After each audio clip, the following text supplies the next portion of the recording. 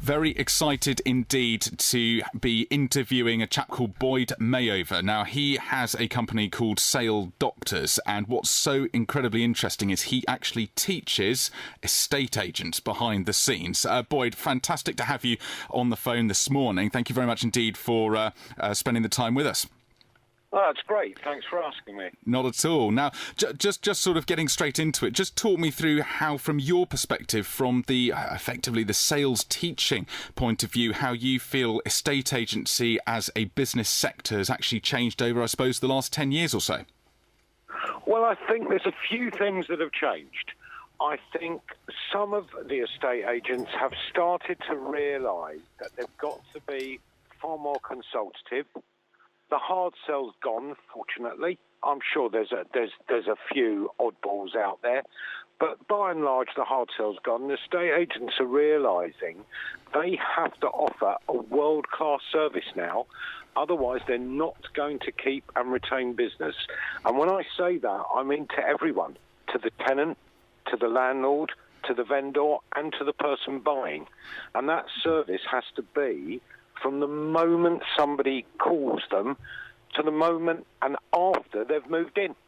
And you feel this is one of the key areas that estate agents really need to get better at, if not the only reason that they need to get better at in terms of keeping their clients?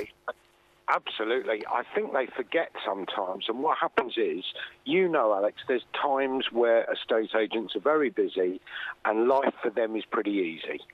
And what I find happens then, they get lazy.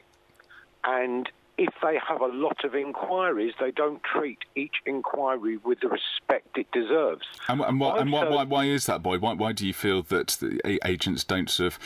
I guess that's partly why they get a bit of a bad reputation, is the sort of the handling of calls and returning the calls. Why do you feel that's the case? Yeah, I think it's because they cherry pick. And sometimes the culture within the agency, I've even heard agents say things like, oh, well, they're just tenants. Yeah. Now, think about it. The person who's renting today might well be renting to scope the area and then have an absolutely enormous budget to buy. So it's a very short-sighted attitude, Alex. And they are changing and they are getting better, but there's still too many of them. Don't treat every customer. I call it the George Clooney effect. Okay. I say, if George Clooney walked into your estate agency office tomorrow, would you treat him any differently to your normal clients?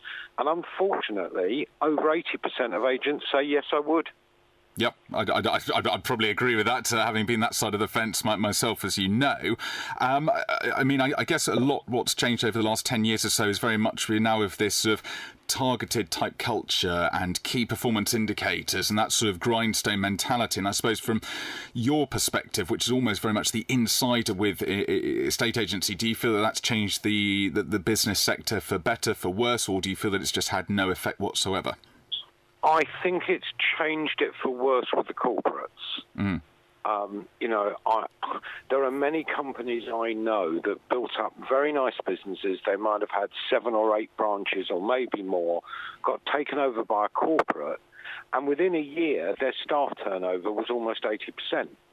Because they changed from being what made that company special and why they bought them to just a sales machine.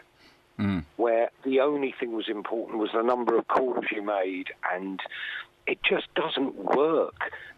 And let me tell you, Alex, unless estate agents are careful, the likes of Purple Bricks and Easy Property are coming over the parapet with their bayonets fixed.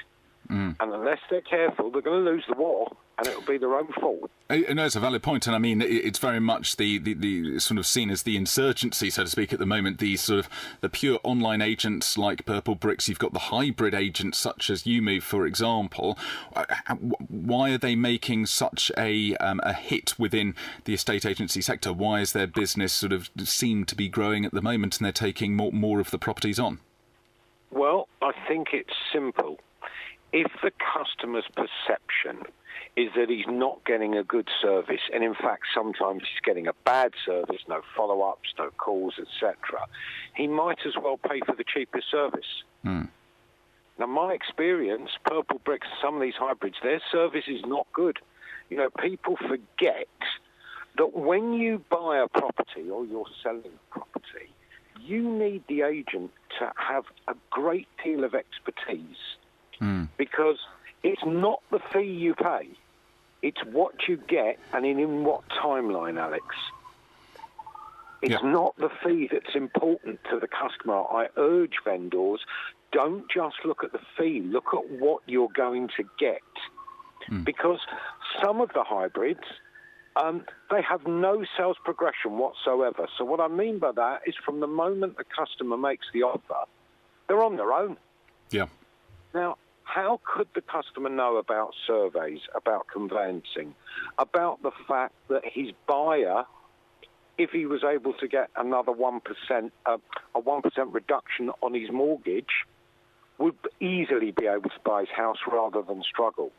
This is what a world-class estate agent knows and does, and that's the value in the fee. It's a very, very valid point. And I mean, I suppose it's also been in the news, and when we're not saying anything untoward, but as an example, purple bricks, just talk everyone through this because they've had a bit of controversy recently just in the way that they sort of get their fee. Yes, absolutely. They get their fee in advance. So you pay them your money, and therefore what incentive is there for Purple Bricks to do a wonderful job selling the property at the right price for the vendor?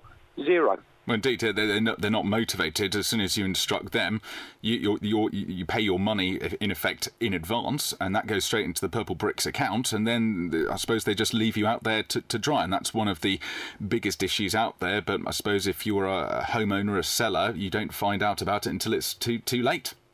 Well, that's right. And as far as the seller, if I was selling my property, the agent I want to choose is an agent that can demonstrate to me they've sold properties like mine at the price I want, but most importantly, they will hold my hand from the moment the offer's in, and I want the right offer. Yeah. You know, there could be two people offering the same amount or similar amounts. One could be in a chain of 10, and one could be a cash buyer. Which one would you prefer to buy your house? Well, exactly. It's a cash buyer every time, and it's having the No. as I always say, Boyd, and correct me if I'm wrong, it's all about the agent's experience, either the number of years they've actually done specifically in estate agency, and obviously the front of house team, because those the guys and the girls that tend to take incoming inquiries and walk-in inquiries. Absolutely. It's the hard yards they've done. You know, the truth is, anybody can go and be Purple Bricks tomorrow. Yeah. They can be a franchisee of Purple Bricks tomorrow, and many of these hybrids. Now, what experience have you had in selling houses? What experience have you had? Zero in most cases. And why I'm not sure that helps the customer. Well, why? I mean, we've talked about sort of agent experience. Where do you feel that agent experience comes into your own? Why is it not akin whereby someone just, I suppose, in insurance sales, for example, feels that they're in a sales role and they feel estate agency is very sales-led, but they don't have any property or estate agency experience? Where do you feel that they will be sort of let down as individuals and agents? Well, I think what happens is there's lots of chunks in the chain. And in the journey of selling your house or buying your house, it takes up many different components. And someone who's running a franchise, the master book of how to run the franchise will not tell them how to deal with the mortgage advisor, how to deal with the conveyancing solicitor, how to understand what the survey means.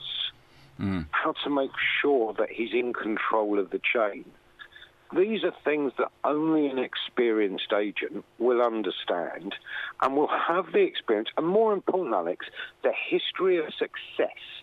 You know, if you and I were looking for an agent tomorrow, we don't necessarily want the most experienced or the least experienced, but we want the one with a history of success who sells properties at the right price in the right time. Well, no, I was about to say, you mentioned the other week to me that you're also going in behind the scenes to these companies that say, well, we'll buy your house now for cash. Talk everyone on the inside track on those sorts of companies. Well, yeah, I was absolutely shocked. I worked with one of these companies.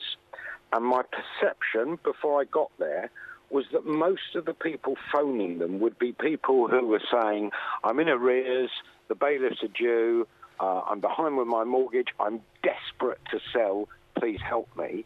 And you know, Alex, I was shocked. Over 65% of their inquiries were from people that were fed up to the back teeth with bad service from agents.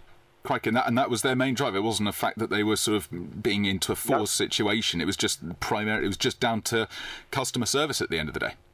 Just down to customer service. I want someone to sell my property for me.